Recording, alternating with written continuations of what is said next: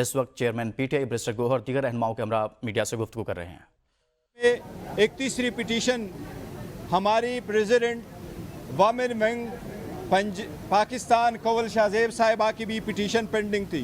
Future में ये लोग वोट नहीं कर सकते, किसी भी किस्म की कानून साजी में वोट का इनके पास कोई राइट नहीं है, कोई जो भी हो इसका। जहाँ तक आप अपील कह रहे हैं, अपील इस मैटर में अपील नहीं होती। ये पहला हमारी पिटीशन है, ये एक मरतबा सुनी जाए। इसमें अगर रिव्यू फाइल करते वो अलग बात होगी, लेकिन इंशाल्लाह ताला इसमें अभी जो लीव ग्रांट हुई वो पॉइंट होंगे। सलमान अकरम राजा साहब को सुन लें। जी जी नहीं देखिए 225 चाहिए आपके पास अगर मिल भी जाए तो आपके 110 बनते अगर वो सारे निकले नहीं। देखो हम कह रहे हैं अब उनके पास आईनी तरमीम के लिए 2/3 मेजॉरिटी मौजूद नहीं है।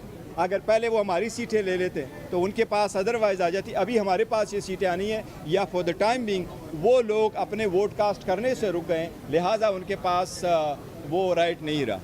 जी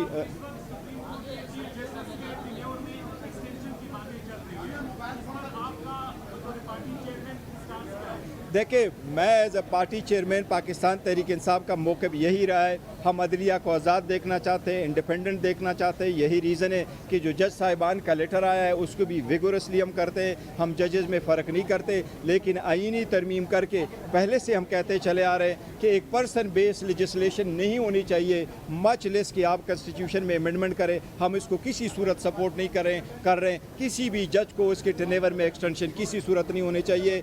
जो आर्टिकल 175A जो 18वीं तरमीम करके ये फैसले हो चुके थे, और उसके बाद 21वीं तरमीम, ये मैटर अब वो नहीं होना चाहिए, टच नहीं होना चाहिए। हमारा मौक़िफ़ है। सलमान अकरम राजा साहब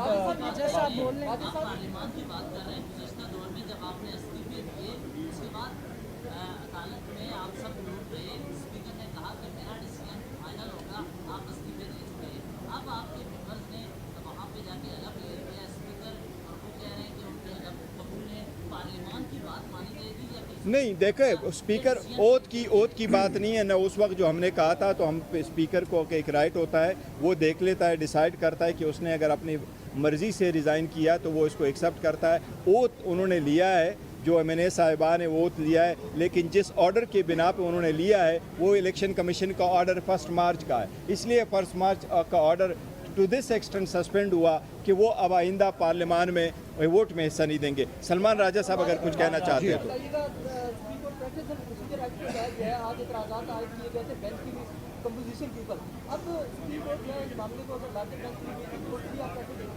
नहीं, बिल्कुल ये ज़रूरी है। जो प्रोसीजर एक्ट है 2023 का, उसमें आईनी नौयत के जो मामलात हैं वो कम से कम 5 मेंबर बेंच के पास जाने चाहिए, और ऐसा ही होगा।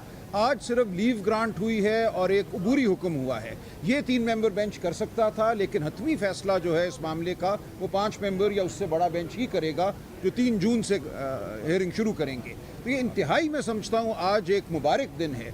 जो लोग ये समझते थे कि फ़रेब और धांधली की बुनियाद पर वो एक पार्लियामान कायम कर लेंगे और फिर उस पार्लियामान के ज़रिए वो आइन का हुलिया बिगाड़ेंगे, आज उनको शिकस्त हुई है।